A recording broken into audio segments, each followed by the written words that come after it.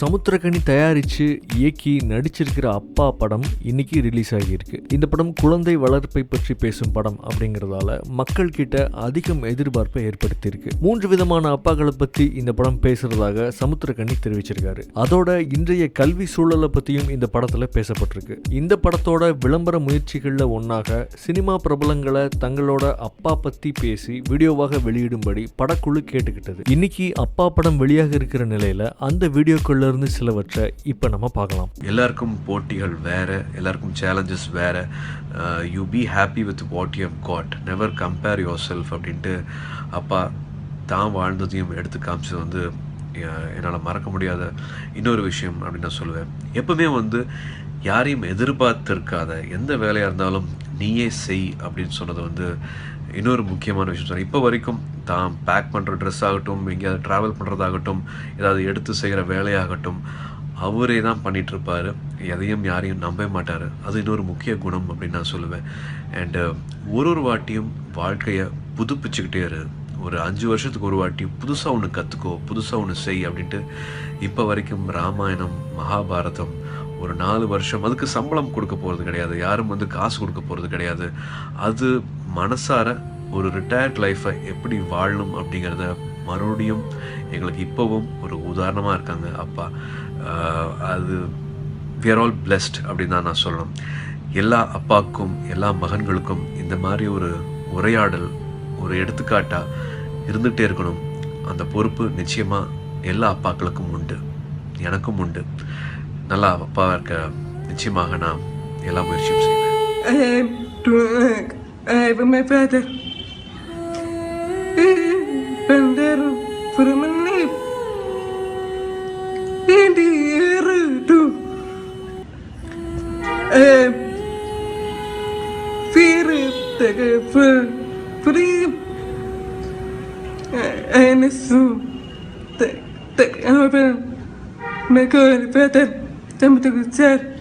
அப்படி என்ன சொல்கிறாங்கன்னா, இந்த மாதிரி ஒரு அப்பா அவளுக்கு கிடச்சது ரொம்ப அதிர்ஷ்டமாக நினைக்கிறேன். ரொம்ப பெருமையாக ஃபீல் பண்ணுறேன். அதுவும் இல்லாத அப்பா அவள் வாழ்க்கையில் ஒரு தூணாக இருந்திருக்காரு, ஒரு ஹீரோ மாதிரியும் இருந்திருக்காருன்னு சொல்கிறேன். ரொம்ப நன்றி கடன்பட்டிருக்கேன் எங்கள் அப்பாவுக்கு அப்படின்னு சொல்கிறேன். அதே மாதிரி சமுத்திரக்கனி சாரும் எனக்கு ஒரு அப்பா தான், ஒரு காட் ஃபாதர் அவர் எனக்கு. அவருக்கும் நான் ரொம்ப தேங்க் பண்ணுறேன் அப்படின்னு சொல்லியிருக்கேன். நான் 10 மாதம் குழந்தையாக இருக்கும்போது எங்கள் அப்பா இறந்துட்டார். அவர் கருப்பாக சேவப்பான்னு கூட எனக்கு தெரியாது. ஃபோட்டோ எடுக்கிறதுக்கு அவர் அனுமதிக்கலை. அட்பாய்ஸில் போகிறோம், வாழ்நாள் போகிறோம், இந்த ஃபோட்டோ வச்சு அழுவாங்கன்னு ஃபோட்டோ எடுக்கிறதுக்கு அனுமதிக்கலை. சுயமாக படிக்க கற்றுக்கிட்டு திண்ணை பள்ளிக்கூடம் நடத்திட்டு இருந்தார். மலையாள ஜோதிடர் வர சொல்லி ஜோதிடம் கற்றுக்கிட்டார். அது ரொம்ப பாப்புலர் ஆகிட்டார். இறந்து போகிறதுக்கு ஒரு 3 மாதம் முன்னாடி சந்தைக்கு போகிற எங்கள் அம்மா ஒரு கலர் புடவை 4 வாங்கிட்டு வந்தாங்க. பைத்தியக்காரி, எதுக்கடி 4 வாங்கிட்டு வந்தேன், 1 வாங்கிட்டு வந்து கிழிஞ்சா வாங்கிக்கலாம்ல. நான் தான் இன்னும் 3 மாதம் சாக போகிறேன்ல, அப்போ நீ வெள்ளப்படம் தான் கட்ட போகிறேன், ஏன் வேஸ்ட்டாக போகுதுன்னு சொல்லியிருக்கார். அப்பாவுக்கு முருக பக்தி அதிகம். ஒவ்வொரு கிருத்திகைக்கும் நேராக பழனிக்கு போய் முத்தை தரு வத்தி திருநகை அத்திக்கரை சத்தி சேரவள முத்துக்கூறு வித்து குருவர் எனவும் அந்த பாட்டு 250 பக்கத்தில் மனப்பாடமாக சொல்லி சாமி முற்று வருவார். அப்படி வாழ்ந்த மனுஷன் அற்பாசி செத்து போயிட்டார். இப்போ நான் மகாபாரத்தையும் ராமாயணத்தையும் 2.5 மணி நேரம் மனப்பாடமாக பேசுறேன்னா இது அவர் போட்ட பிச்சை. அப்பா எனக்கு ஒரு நல்ல ஃப்ரெண்டாக தான் இருந்தார் எப்போதுமே. உண்மையிலே ஒரு ரொம்ப நல்ல ஃப்ரெண்டாக தான் என்கிட்ட இருந்தார். அவர் ஸ்ட்ரிக்டாக இருந்து நான் பார்த்தே இல்லை, என்கிட்ட அவர் ஸ்ட்ரிக்டாக இருந்ததே இல்லை. இப்போ அவரை பற்றி பேசிகிட்டு இருக்கேன். உண்மையில் நான் அவரை மிஸ் பண்ணுறேன். அவர் இருந்திருந்தா அவ்வளோ நல்லா இருக்கும் அப்படின்னு எனக்கு தோணுது. எனக்கு 3 பசங்க இருக்காங்க. அவங்க கூட பேசும்போதும், அவங்க கூட விளையாடும் போதும், படிப்பு சொல்லிக் கொடுக்கும்போதும், நைட் அவங்க தூங்கும்போது பக்கத்தில் படுக்கும்போதும் எனக்கு அப்பா ஞாபகம் வரும். அவர் இருந்திருந்தாருன்னா அந்த பசங்க வளர்ந்துக்கிட்டு இருக்காங்க. அவருடைய இந்த பாசிட்டிவ் அவுட்லுக் டுவர்ட்ஸ் லைஃப் இவங்க ரொம்ப இயல்பாக கற்றுக்கிட்டு இருப்பாங்க அவர்கிட்டருந்து அப்படின்னு தான் எனக்கு தோணுது. அவருடைய கடைசி காலத்தில் படுத்த படுக்கையாக இருக்கும்போது என்னால் அவரை பார்க்கவே முடியல. ஏன்னா அவர் ஒரு ஒரு ஸ்ட்ராங் வில்டான ரொம்ப ஒரு ஸ்ட்ராங்கான ஒரு பர்சனாலிட்டியாக தான் நான் பார்த்துருக்கேன். அண்ட் அவர் வந்து ஃப்ரெயிலாக படுத்துட்டு இருந்து அந்த ஒரு கடைசி 1 இயர் அப்படி இருக்கிறத என்னால் பார்க்கவே முடியல. அதனால் நிறையா அவர்கிட்ட நான் பேசுனதே இல்லை. அந்த டைமில் பேசியிருக்கலாம் அப்படின்னு எனக்கு தோணுது, இன்றைக்கி தோணிகிட்டே இருக்குது. பட் நான் பேசலை. என் தங்கச்சிங்க, என்னுடைய அம்மா, என்னுடைய ஒய்ஃப் தான் அவரை பார்த்துக்கிட்டாங்க. நான் பக்கத்துலேயே இல்லை. டெய்லி காலைல அவரை பார்த்துட்டு ஒரு ஹாய் ஹலோன்னு சொல்லிவிட்டு நான் இந்த மாதிரி நடந்துகிட்ருக்கு, ஷூட்டிங் போயிட்டுருக்கு அப்படின்னு சொல்லிட்டு நான் கிளம்பிடுவேன். எனக்கு பயமாக இருக்கும் அவர்கிட்ட பேசுகிறதுக்கு. ஏன்னா ஒரு கவுண்ட் டவுன் மாதிரி ஒன்று கொடுத்துட்டாங்க. ஒரு 1 இயர் மேக்ஸிமம் இருப்பார் அப்படின்னு சொல்லிட்டாங்க.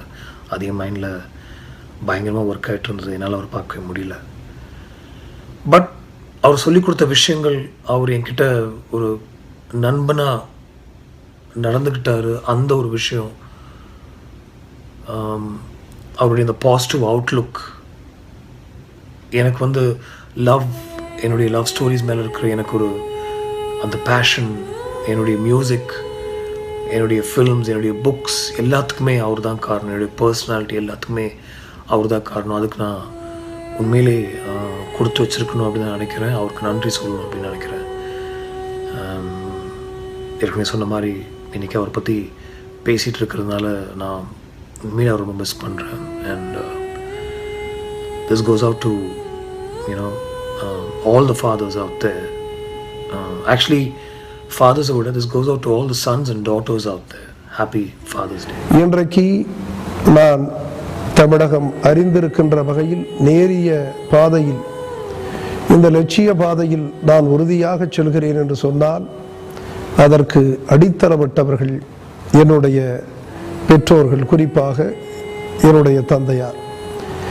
நான் சிறுவனாக இருந்த பொழுது அவர் அலட்டிக்கொள்ளாமல் அறிவுறுத்தியது, கடினப்படுத்தாமல் கற்றுக் கொடுத்தது ஏராளம்.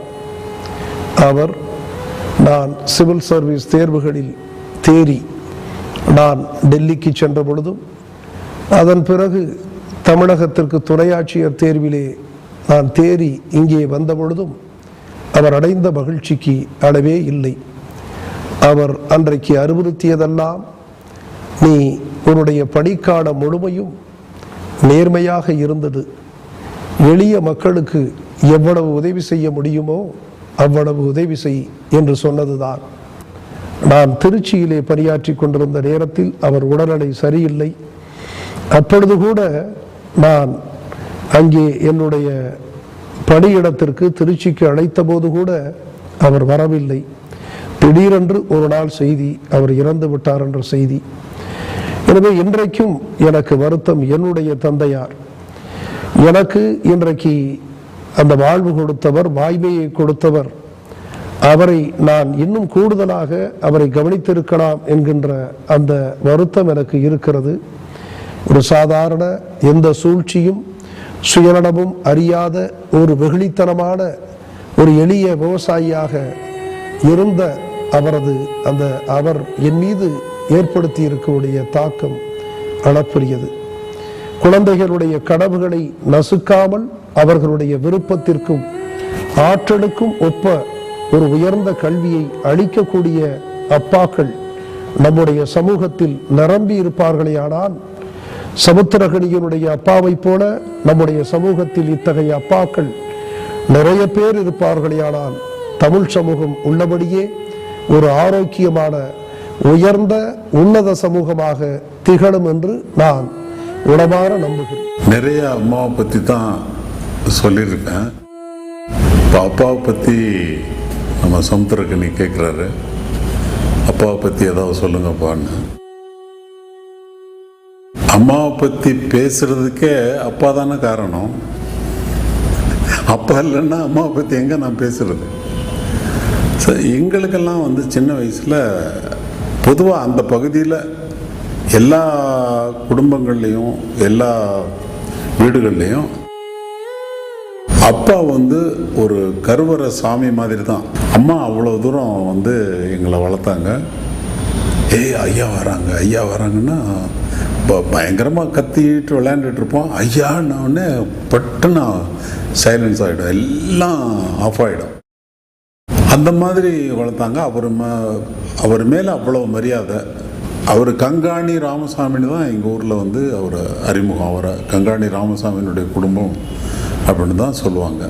அவர் வளர்த்த வளர்ப்பு, அதாவது ஒரு தடவை வந்து நான் ஏதோ ஒரு விஷயத்துக்காக நான் ஒரு 4 வயசு பையனாக இருப்பேன், 4 3 வயசோ ஏதோ ஒரு பொய் சொல்லிட்டேன்.